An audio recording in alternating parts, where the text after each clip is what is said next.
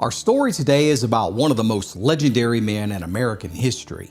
A poor mountain boy who literally changed the world. Yet, most people have never even heard of him. This is his incredible true story.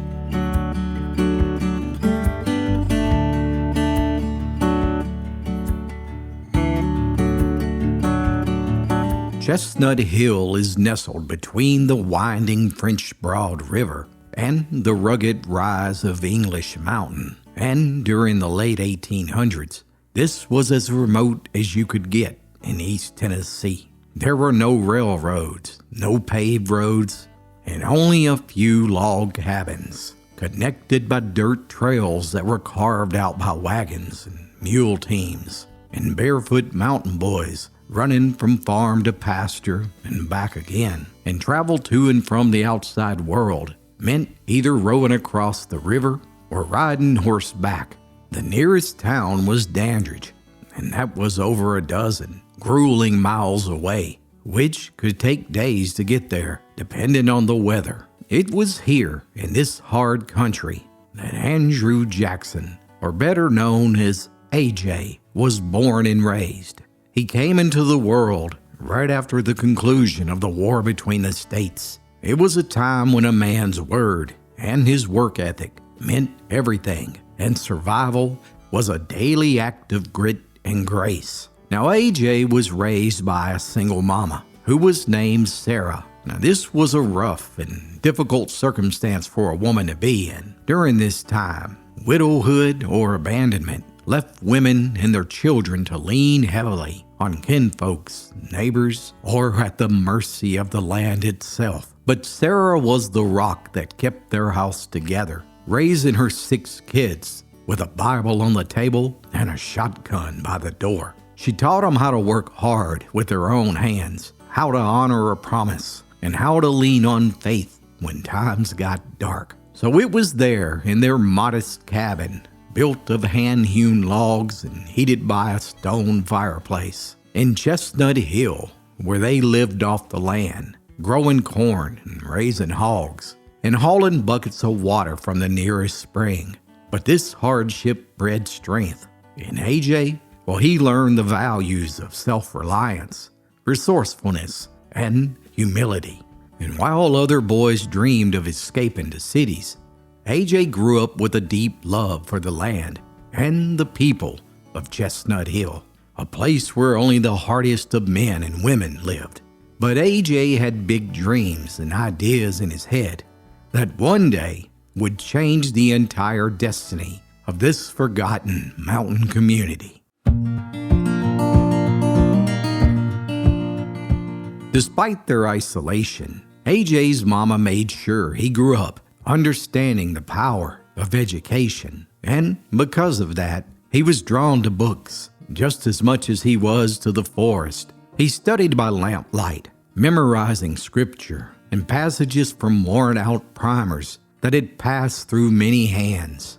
Education might have been rare in these parts, but this young boy was determined to make something of himself. So by the time he was a teen, AJ traveled to nearby Jefferson City, and there he enrolled at Carson Newman University. It was a respected Baptist institution known for churning out preachers and teachers alike.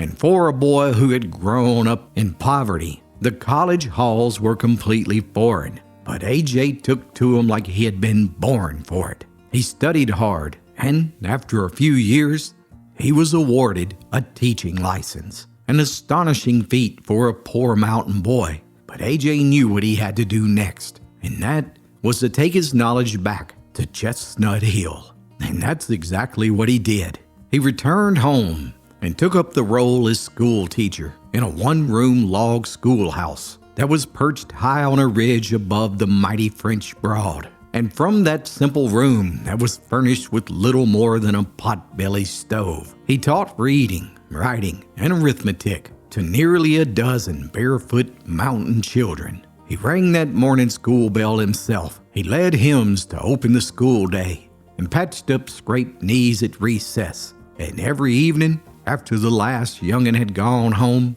he swept up the dusty floor and marked his lessons in a battered notebook that he kept under his arm. In this place where few had ever dreamed of higher learning, A.J. had brought education to the children in one of the most remote areas of Appalachia. But now, he wanted to do something even bigger, something that seemed impossible, and that was to bring paying jobs to these mountain folk. And what happens next would change the course of American history.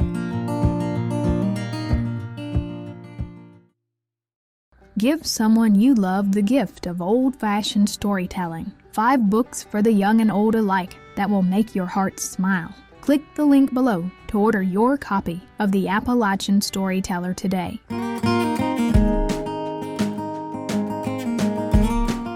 After years of pouring his energy into teaching and helping others, in 1891, A.J. fell in love with a woman who matched his spirit of determination and ambition, a young woman who shared his mother's name, Sarah. And that same summer, they were married and set out living a simple life in a log cabin that A.J. built for his new bride. The newly married couple saw that the folks of Chestnut Hill were barely scraping by with little to no money because cash, well, it was nearly impossible to come by. And besides, even if a fella managed to get his hands on some coin, the closest store, it was hours away. With that in mind, in 1897, A.J. opened a general store and allowed folks to pay for whatever they needed with corn and beans and sorghum or any other crops they raised. No man, woman, or child was ever turned away for the lack of money. With that simple act of generosity and ingenuity, A.J. had started an economy in Chestnut Hill. And now, with all those crops he had in his storehouse, he needed to do something with them. And what he did next was pure genius. That's right. With wagon loads full of fresh tomatoes, beans, and corn piling up, he knew what to do. He knew he had to figure out a way to preserve them. And in 1904, he took a bold leap by partnering with a wealthy family that he had met during his college days. And astonishingly, he convinced them to help him open a tomato cannery in Chestnut Hill. That was a risky move, to say the least. Canning was a new and still emerging industry, and there weren't even any railroads or roads for miles of Chestnut Hill. But still, A.J. believed in the potential to not only feed the families, but to employ them. And that tomato cannery was a hit. Farmers brought in their harvest, and for the first time, mountaineers found steady work, and their families had more opportunity than ever before. You see, those cans were filled and even sealed by hand by soldering the lids on, where they were loaded on a wagon that was pulled by a mule down to the nearest railroad depot, miles away over steep hills and muddy roads. It was truly revolutionary. For the first time, folks across Appalachia could purchase canned vegetables during the winter. And remarkably, because of the quality of the products, the business grew. Hey guys, JD Phillips here, and we are on location here in Chestnut Hill, Tennessee. And we pick up AJ and Sarah's incredible true story from here. By 1908, the business of canning vegetables with their partner, the Stokeleys, was going so well that AJ and Sarah, they saved up all their money and they bought the Stokeleys out and took over the business completely for themselves. And with their family growing, it was time to get out of that log cabin. So they built this beautiful home behind me here, which is still standing today, and moved their family into here. And this is where the next chapter of the story begins.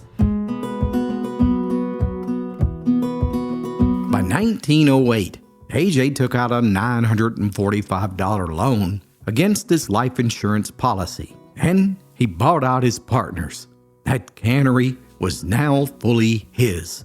And believe it or not, that decision alone would shape the future of food in America. AJ had done it. Have you figured out who he was yet? That's right. Andrew Jackson Bush and his 4 sons launched the cannery that changed the history of food in America.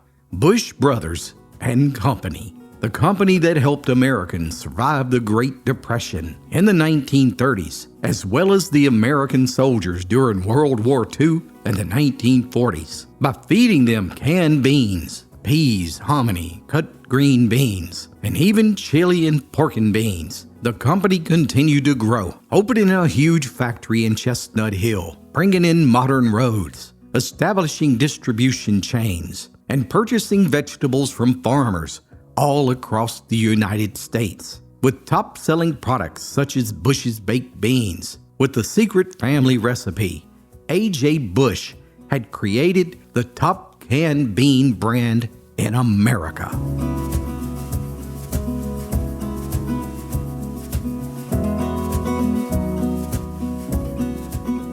Today, the spirit of A.J. Bush still lives on in Chestnut Hill, just behind his home that still stands. The one he built for his wife, Sarah, is a sprawling, modern factory that hums with life. This is the heart of Bush Brothers and Company, still proudly rooted in the soil of its founding. They didn't abandon the place that raised them. Instead, they elevated it, bringing in jobs, and all the while supporting America's farmers. Every day, millions of cans are still produced. Baked beans, chili beans, seasoned pintos. They all still bear the same family name that once hung on the wooden sign above AJ's General Store. Oh, speaking of that store, well, it's still there. The same store where AJ was known to keep a secret box in the back room where he would give children money to buy new shoes at the start of each school year. It's been lovingly restored. A.J. Bush's General Store now serves as a museum and visitor center where tourists across the country walk the creaky floorboards, study exhibits of the company's early days, and stand in awe of a man who turned corn and tomatoes into an empire. And right there on site, the Bush's Family Cafe serves up hearty Southern food and even a famous pinto bean pie. Visitors can browse the shelves of the General Store, weigh themselves on a scale that tells you your weight in beans, or watch an immersive video tour of the plant. But perhaps the biggest draw is the company's unlikely mascot, Duke the dog. I'm sure you remember those commercials during the 1990s, where Duke, the ever-loyal golden retriever, starred in commercials alongside Jay Bush, who happened to be AJ's great-grandson, where the dog would try to spill the secret family recipe. The lighthearted ad struck a chord with Americans and gave Bush's beans a personality that connected with all working families across America. Duke became a national icon, and the campaign helped turn Bush's beans into the best-selling baked bean brand in the country. Yet, behind all the slick ads and global distribution laid something much deeper, and that was the commitment to the values that Andrew Jackson Bush lived by. By the late 1940s, both AJ and Sarah had passed away here. They spent their entire lives here in Chestnut Hill, and they're buried here today, right here behind me, side by side. And the irony of their story is they spent so much time trying to help the people in their community, to bring industry and jobs to Chestnut Hill. And today, they're buried right here, and literally right across the street here is the factory, Bush Beans Factory today, which employs people, hundreds and thousands of people all over America. This is their main plant here, still located in Chestnut Hill.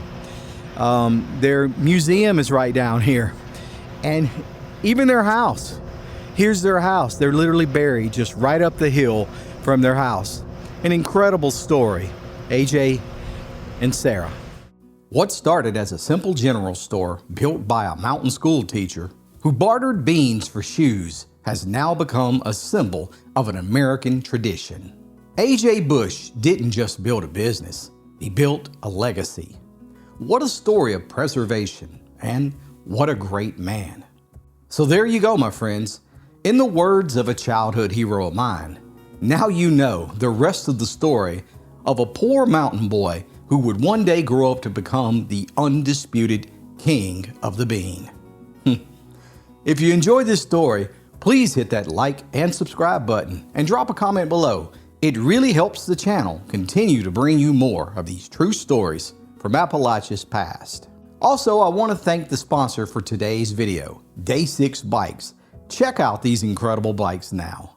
Hey guys, JD here. Several years ago, I hurt my back and I thought my bike riding days with my son were over until I discovered Day 6 Bikes. Check out these features. A wide, comfortable seat that actually fits your rear, with a contoured backrest that provides exceptional support. Elevated handlebars that eliminate leaning over with zero stress on your hands, wrist, neck, or back. I love this low step-over frame that makes it easy to get on and off. And it has a crank-forward design that lets your feet touch the ground when you stop. Check them out for yourself. Visit day6bikes.com today and use promo code STORYTELLER for free shipping.